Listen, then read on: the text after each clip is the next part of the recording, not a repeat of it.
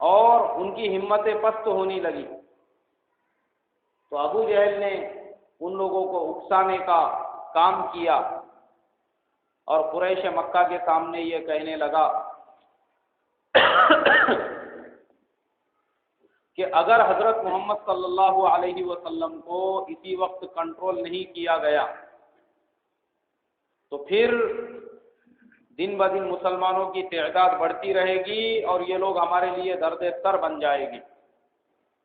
اس کا آسان حل یہ ہے کہ کوئی ایک تم میں سے کھڑا ہو جائے اور وہ محمد ابن عبداللہ کی گردن اڑا دے۔ حضرت عمر رضی اللہ تعالی عنہ وہ ابھی تک مسلمان نہیں ہوئے تھے اور مسلمانوں کو تکلیف دینے میں ایڑی چوٹی کا زور لگا دیا کرتے تھے، وہ بھی مسلمانوں کو بہت ستاتے تھے، پریشان کرتے تھے اور تکالیف دیتے تھے۔ اس مجلس کے اندر وہ بھی موجود تھے۔ حضرت عمر رضی اللہ تعالی عنہ جو ابھی تک مسلمان نہیں ہوئے تھے، انہوں نے جب یہ سنا تو ننگی تلوار اپنے ہاتھ میں لی اور اللہ کے نبی صلی اللہ علیہ وسلم کو قتل کرنے کے ارادے سے چل پڑے۔ ابو جہل کا مقصد بھی یہی تھا، اس لیے کہ وہ خود تو کچھ نہیں کر سکتا تھا مگر دوسروں کو اللہ کے نبی صلی اللہ علیہ وسلم کے خلاف بھڑکا سکتا تھا۔ اس نے اپنا کام مکمل کر دیا۔ اور حضرت عمر رضی اللہ تعالی عنہ یہ بھی عرب کے مشہور پہلوانوں میں شمار ہوتے تھے، نکل گئے رسول اللہ صلی اللہ علیہ وسلم کو شہید کرنے کے ارادے۔ راستے میں حضرت سعد بن ابی وقاص رضی اللہ تعالیٰ عنہ ملے۔ حضرت عمر کے ہاتھ میں جب ننگی تلوار دیکھی تو سمجھ گئے کہ یہ آدمی صحیح ارادے سے نہیں جا رہا ہے، اس کے ارادے میں کچھ کھوٹ ہے۔ انہوں نے پوچھا کیا اے عمر کہاں جا رہے ہو؟ حضرت عمر نے جواب دیا کہ محمد ابن عبداللہ کی سرگرمیاں وہ حد سے زیادہ تجاوز کر چکی ہے، سارے قریش مکہ ان سے بیزار ہو چکے ہیں، اگر ابھی ان کا کام تمام نہیں کیا گیا تو ایک دن یہ ہوگا کہ سارا مکہ اور سارا عرب مسلمان ہو جائے گا، اس لیے وہ دن آنے سے پہلے ہی میں ان کو قتل کر دینا چاہتا ہوں۔ حضرت سعد بن ابی وقاص رضی اللہ تعالیٰ عنہ نے کہا تمہاری اتنی ہمت، کیا تم بنو ہاشم سے، بنو عبد المطلب سے، بنو عبد مناف سے مطمئن ہو گئے کہ یہ ان کے خاندان والے تمہارے ان کو قتل کرنے کے بعد خاموش بیٹھ جائیں گے اور تم سے اس کا بدلہ نہیں لیں گے؟ حضرت عمر رضی اللہ تعالیٰ عنہ کو غصہ آ گیا اور انہوں نے کہا لگتا ہے کہ تو بھی بے دین ہو چکا ہے، اور یہ تو دوسرے ہی دن مسلمان ہو گئے تھے حضرت سعد بن ابی وقاص۔ چلو ان کو تو میں بعد میں دیکھتا ہوں، پہلے تم کو ہی نمٹا دیتا ہوں۔ یہ کہہ کے حضرت سعد بن ابی وقاص رضی اللہ تعالیٰ عنہ کی طرف آگے بڑھے تو انہوں نے کہا مجھ سے بعد میں مقابلہ کرنا، پہلے جا کے اپنے گھر کی خبر لو، تمہاری حقیقی بہن اور حقیقی بہنوئی حضرت سعید بن زید رضی اللہ تعالیٰ عنہ اور فاطمہ، ان کی بہن کا نام فاطمہ تھا، تمہاری بہن فاطمہ اور تمہارے بہنوئی سعید بن زید یہ دونوں بھی مسلمان ہو چکے۔ حضرت عمر رضی اللہ تعالیٰ عنہ کو اور بھی غصہ آ گیا۔ اب یہ دار ارقم کی طرف بڑھے تھے ننگی تلوار لے کر، تو سعد بن ابی وقاص کے ملنے کے بعد یہ پلٹ گئے اپنی بہن کے گھر کی طرف۔ بہن کے دروازے پہ پہنچ کے دروازہ کھٹکھٹایا تو گھر کے اندر حضرت خباب رضی اللہ تعالی عنہ دونوں میاں بیوی کو قرآن شریف سکھا رہے تھے۔ دروازے کی کھٹکھٹاہٹ سن کر انہوں نے دیکھا تو نظر آیا کہ حضرت عمر رضی اللہ تعالی عنہ ننگی تلوار لیے ہوئے کھڑے ہیں۔ سمجھ گئے کہ عمر کا ارادہ صحیح نہیں ہے، اس لیے دروازے کے گھر کے اندر جو ہے کسی اور جگہ میں جا کر چھپ گئے، دروازے کو نہیں کھولا۔ حضرت عمر رضی اللہ تعالیٰ عنہ کی بہن فاطمہ آئی، انہوں نے دروازہ کھولا، حضرت عمر اندر داخل ہوئے، پوچھا تم لوگ کیا کر رہے تھے اور کیا پڑھ رہے تھے؟ انہوں نے جب ان کو جواب نہیں دیا تو حضرت عمر رضی اللہ تعالیٰ عنہ کو غصہ آ گیا، اور تلوار کا جو دستہ ہوتا ہے انہوں نے پوری طاقت سے اپنی بہن حضرت فاطمہ کے سر پر مارا، جس سے سر پھٹ گیا اور خون بہنے لگا۔ ان کے بہنوئی کو بھی مارا، حضرت سعید ابن زید رضی اللہ تعالیٰ عنہ کو، بہنوئی اور بہن دونوں کو خوب مارا، اور ان سے پوچھا بتاؤ تم کیا کر رہے تھے، کیا پڑھ رہے تھے، اور تم مجھ سے کیا چھپا رہے ہو؟ لیکن جب حضرت عمر رضی اللہ تعالیٰ عنہ کی بہن کا سر پھٹ گیا تو وہ کہنے لگی کہ عمر ہم مسلمان ہو چکے ہیں اور ہم اللہ کا کلام یعنی قرآن شریف پڑھ رہے تھے، اگر تم یہ چاہتے ہو کہ ہم کو مار کر ہمارا خون بہا کر ہم کو اسلام سے مرتد کر دو تو یہ تمہاری غلط فہمی ہے،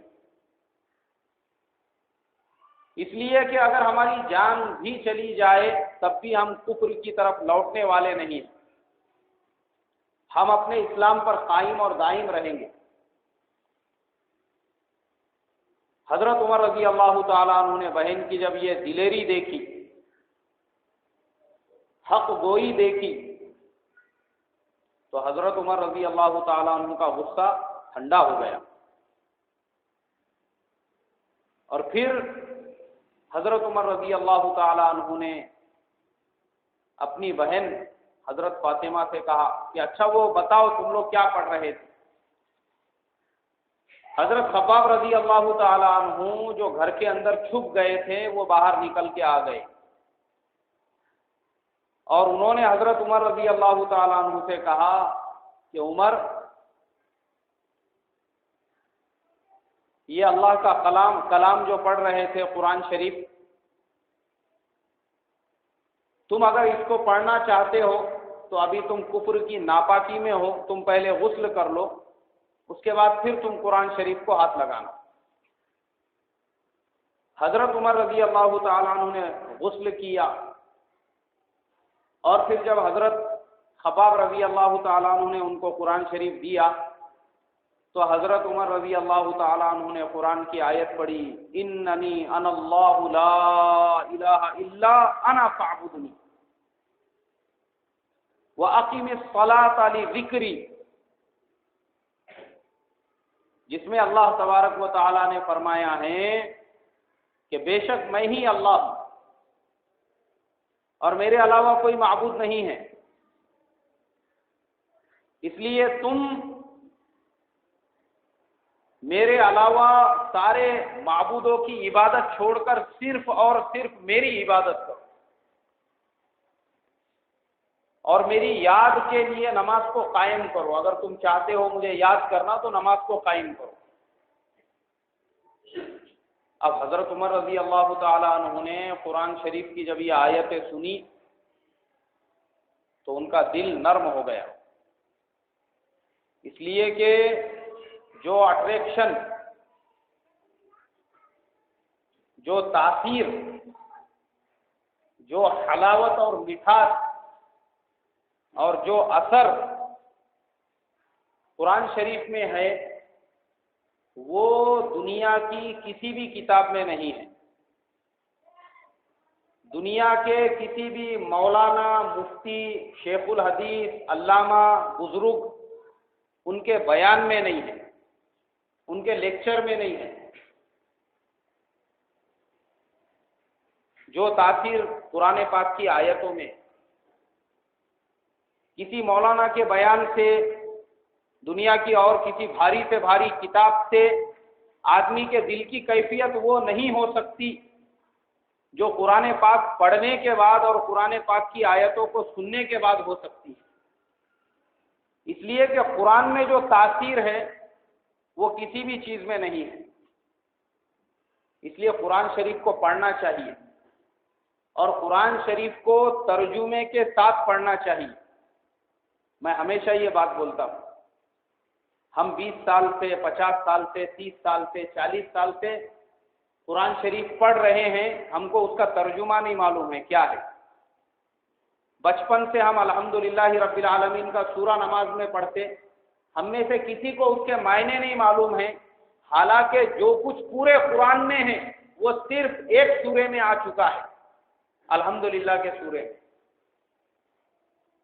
تو ترجمے کے ساتھ قرآن پڑھیں گے، میں خدا کی قسم کھا کر کہتا ہوں 1000 بیان سننے سے ہمارے دل کی وہ کیفیت نہیں ہوں گی جو ایک رکوع قرآن شریف کا ترجمے کے ساتھ پڑھنے کے بعد ہوگی۔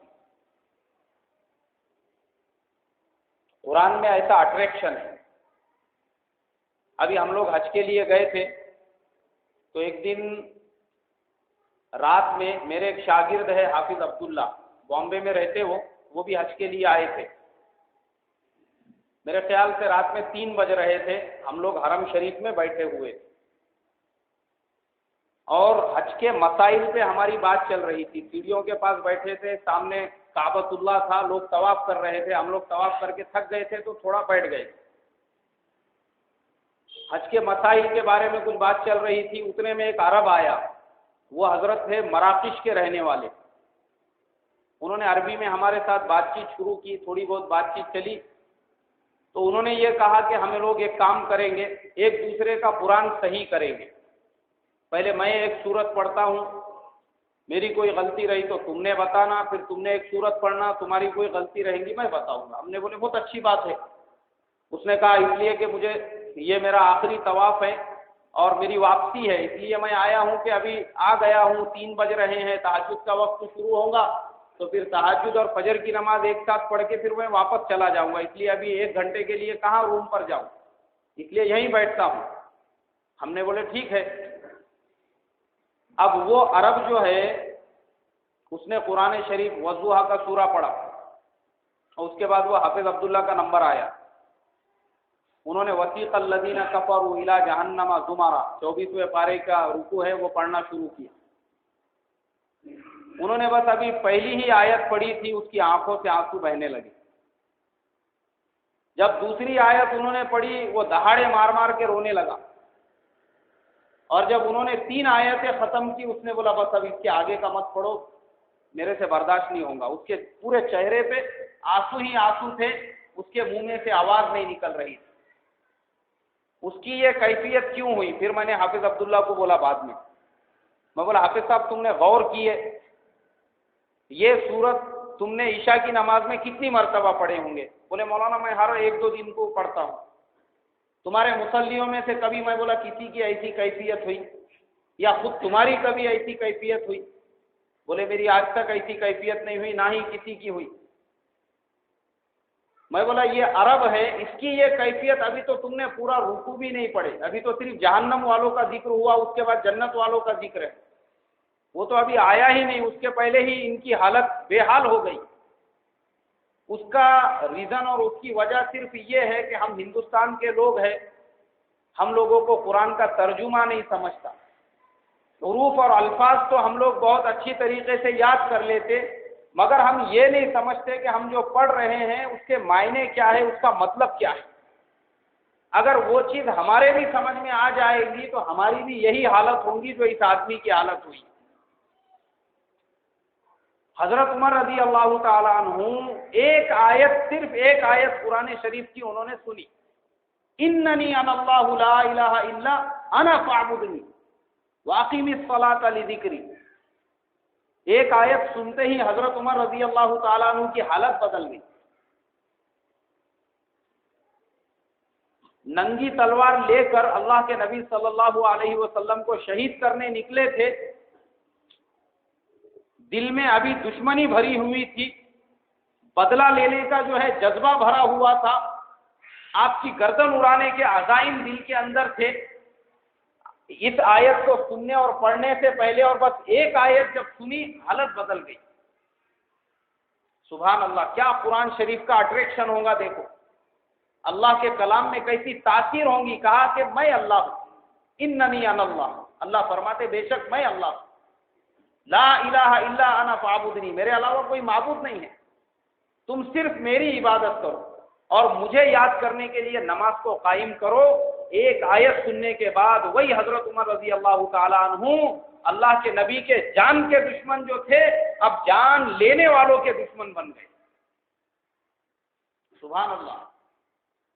اور وہی حضرت خباب رضی اللہ تعالیٰ عنہ سے کہا کہ چلو مجھے اللہ کے نبی صلی اللہ علیہ وسلم کی خدمت میں لے کر، میں مسلمان ہونا چاہتا ہوں. بہت خوش ہوئے حضرت خباب رضی اللہ تعالیٰ عنہ. کہا کہ عمر تمہارے لیے خوشخبری ہو،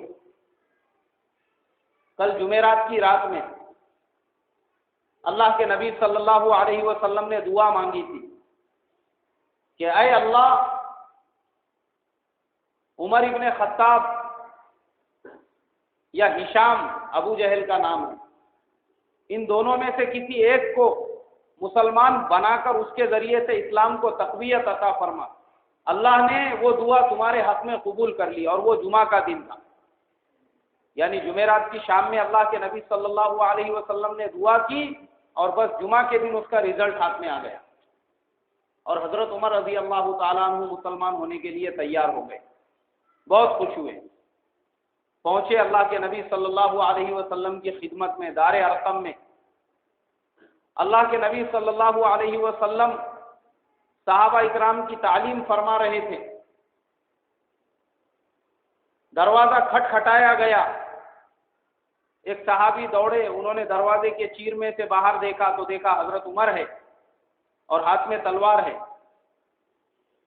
اللہ کے نبی صلی اللہ علیہ وسلم سے کہا کہ حضور،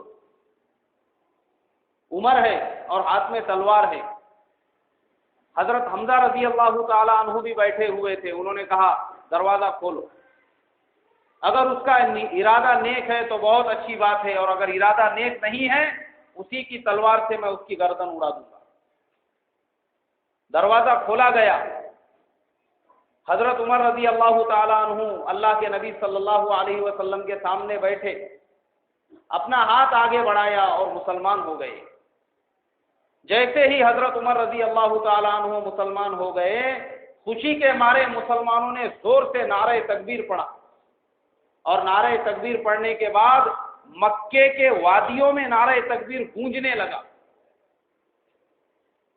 مسلمان ابھی تک چھپ چھپ کر نماز پڑھتے تھے، لیکن حضرت عمر رضی اللہ تعالیٰ عنہ کے مسلمان ہونے کے بعد اب مسلمان حرم شریف میں علانیہ نماز پڑھنے لگے. کوئی روکنے والا نہیں، کوئی منع کرنے والا نہیں. اسی لیے حضرت عبداللہ ابن مسعود رضی اللہ تعالیٰ عنہ فرماتے تھے حضرت عمر رضی اللہ تعالیٰ عنہ کا مسلمان ہونا یہ مسلمانوں کی فتح تھی،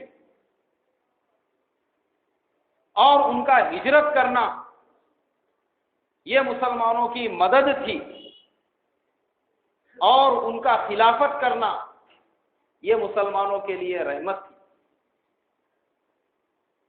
مشرکین مکہ نے جب یہ دیکھا کہ جس عمر کو ہم نے اللہ کے نبی صلی اللہ علیہ وسلم کو قتل کرنے کے لیے بھیجا تھا، اب تو وہی عمر آپ صلی اللہ علیہ وسلم کا غلام بن چکا ہے. خود نہ تھے جو راہ پر اوروں کے ہادی بن گئے. کیا نظر تھی جس نے مردوں کو